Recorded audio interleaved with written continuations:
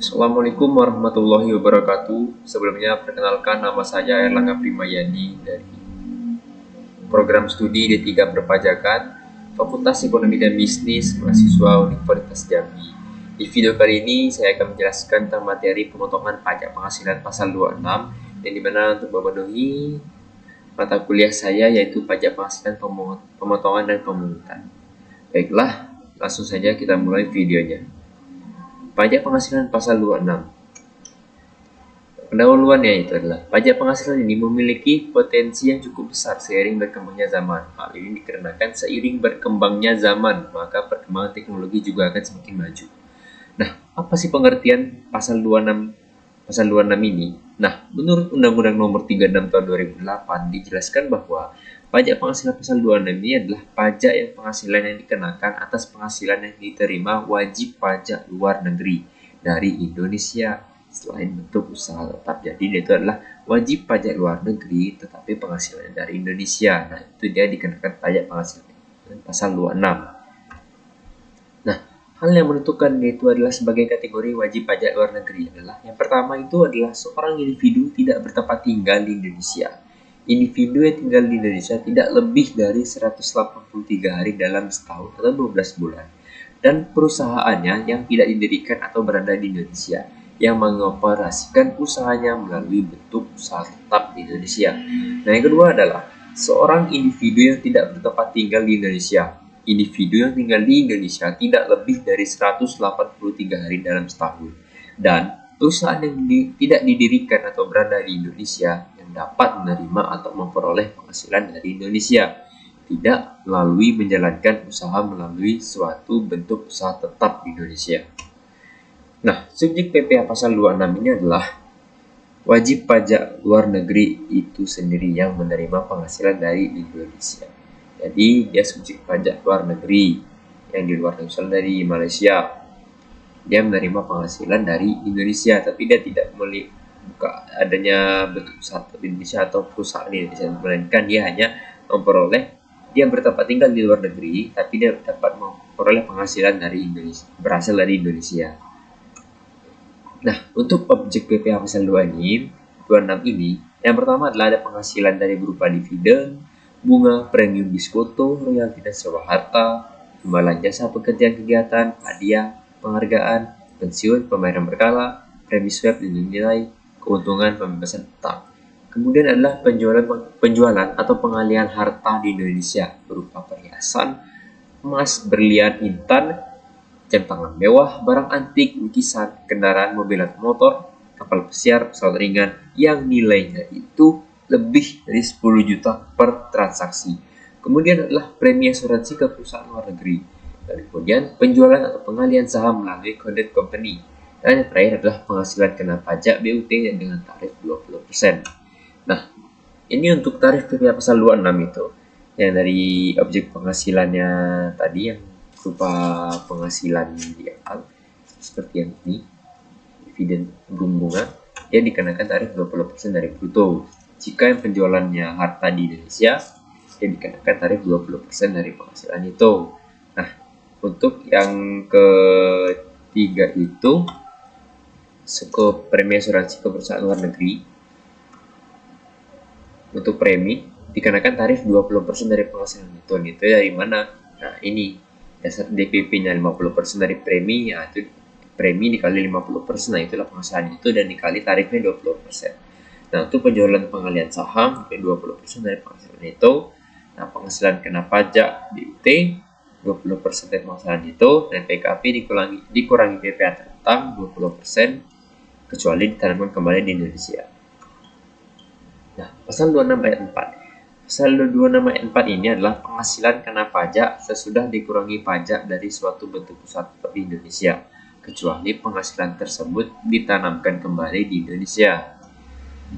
Syarat BUT tidak dikenai pajak sesuai PPh pasal 26 ayat 4 itu, yang pertama adalah penyertaan modal pada perusahaan yang baru didirikan dan berkedudukan di Indonesia sebagai pendiri atau peserta pendiri.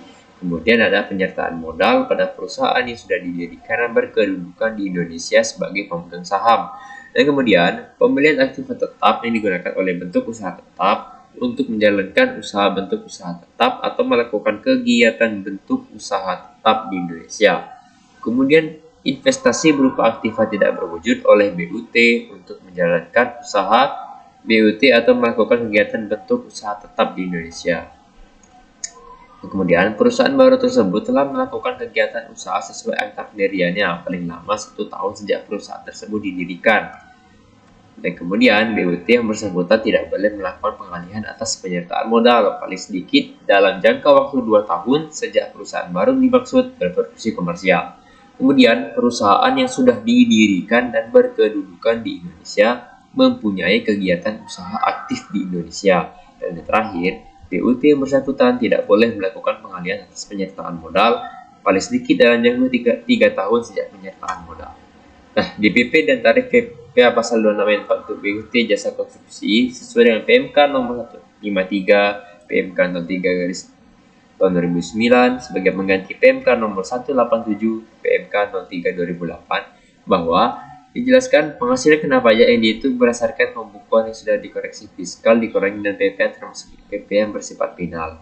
Tarifnya sama dengan PPA pasal 4 ayat 2. Nah, kaitan PPA pasal 26 dengan tax treaty atau penghindaran pajak berganda, persetujuan penghindaran pajak berganda. Menurut pasal 32A UU nomor 7 tahun 1983 tentang pajak penghasilan diubah terakhir dengan UU nomor 7 tahun 2021 tentang harmonisasi perpajakan peraturan perpajakan bahwa dijelaskan persetujuan penghindaran pajak berganda atau disebut dengan P3B ini adalah perjanjian antara pemerintah Indonesia dengan pemerintah negara mitra atau yurisdiksi mitra untuk mencegah terjadinya pengenaan pajak berganda dalam pengelakan pajak aktivitas di luar negeri untuk kepentingan bisnis. Dan kemudian mencegah pengelakan pajak. Nah, untuk perhitungan PPA pasal 26 bagi di luar negeri. Contohnya adalah Mike adalah karyawan asing pada perusahaan PT Dira Konsul. Nah, dia itu bertempat tinggal kurang dari 143 hari. Mike sudah beristri dan mempunyai seorang anak. Dalam bulan April 2018, dia memperoleh penghasilan 5.000 US dollar sebulan. Nah, kurs yang berlaku pada saat itu adalah 11.000 per 1 US dollar. Nah, perhitungannya adalah penghasilan bruto berupa gaji sebulannya itu dikonversi dari dolar ke rupiah, di mana 5.000 dolar itu dikali dengan kurs rupiah tadi yang 11.500. Didapatlah penghasilan brutonya 57.500.000 rupiah. Nah, tarif yang dikenakannya adalah 20%. Dikali 57.500.000 dan didapatlah PPA pasal 26 atas gaji Mei pada bulan April 2018 adalah 11.500.000. Nah, untuk perhitungan PPA pasal 26 atas premi asuransi, di mana contohnya PT AAA memiliki perwakilan di luar negeri dan mengasuransikan bangunan bertingkat ke PT BBB. Nah, PT BBB ini adalah perusahaan asuransi di luar negeri. PT AA membayar jumlah premi asuransi pada 2022 sebesar 3 miliar. Maka PPA pasal 26 untuk PT AA dari premi asuransi tersebut sebesar masuk ke rumus pasal 26, pasal 26-nya itu penghasilan bruto dikali perkiraan penghasilan itu dikali 20%. Ini untuk premi asuransi perusahaan luar negeri. Nah, besarnya perkiraan penghasilan itu untuk premi asuransi dan dari asuransi yang dibayarkan pada perusahaan asuransi luar negeri adalah 50% dari jumlah premi yang dibayarkan. Jadi tarifnya itu tetap dikali 20% tidak penghasilan itu. Nah, perkiraan penghasilan itunya ini dari mana?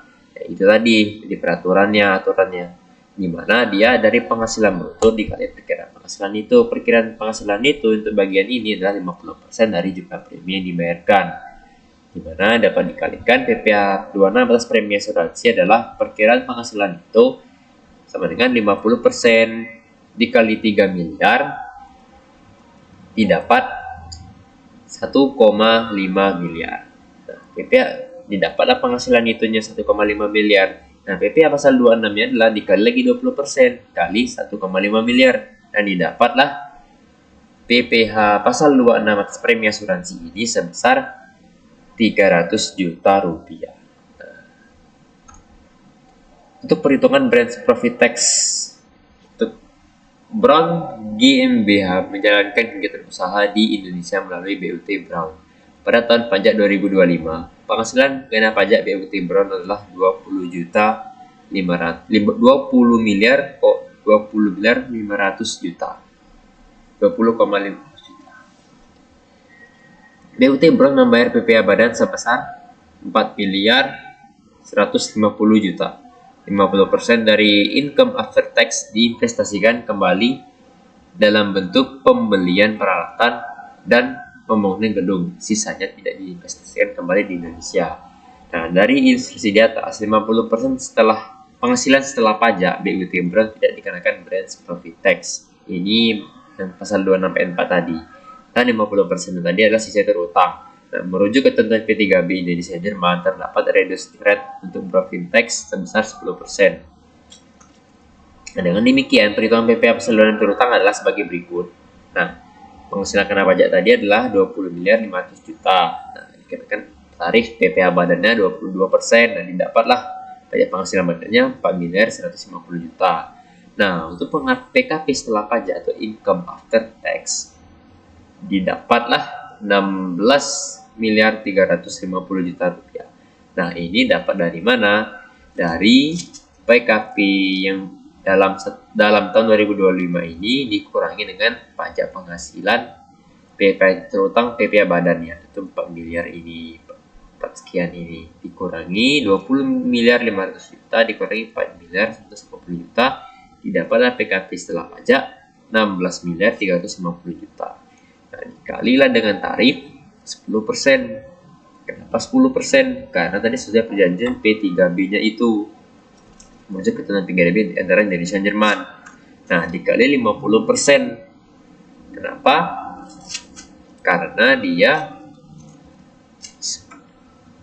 penghasilannya yang 50% itu diinvestasikan kembali, sedangkan yang sisa tidak diinvestasikan kembali. Maka yang hanya dikenakan 50% yang tidak diinvestasikan kembali itu. Maka dikali 16 miliar 350 juta dikali 50% dikali 10%. Jadi 50% karena dia hanya 50% dan tidak diinvestasikan kembali. Kalau yang diinvestasikan kembali tadi dia tidak dikenakan. Maka yang tidak diinvestasikan kembali dikenakan. Jadi diambil 50% saja dari PKP terutang dan dikali tarif 10%. Padahal aslinya tadi 20%. Karena perjanjian P3B-nya tadi dengan Indonesia Jerman adalah 10%, maka dikenakan tarif 10%. Apa didapat? DPR pasal 26 terutang adalah 817 juta 500 ribu. Jadi itu dia perhitungannya. Nah, kesimpulan dari presentasi ini adalah bahwa pajak penghasilan perseluruhan ini dikenakan atas penghasilan yang bersumber dari Indonesia dan terima oleh subjek pajak luar negeri berupa dividen, bunga, royalti, jasa, dan penghasilan lainnya. Kedua jenis pajak ini bersifat final dan kewajiban pemotongan berada pada pihak pemberi penghasilan. Nah, penerapan ketentuan ini bertujuan untuk memberikan kepastian hukum, kemudian administrasi, serta menjamin penerimaan negara dari sektor perpajakan. Terima kasih atas perhatian semuanya, semoga dapat bermanfaat bagi kalian semua yang menonton. Mohon maaf bila ada salah penyebutan kata atau cara menyampaikannya, mohon dimaafkan. Saya akhiri, wassalamualaikum warahmatullahi wabarakatuh.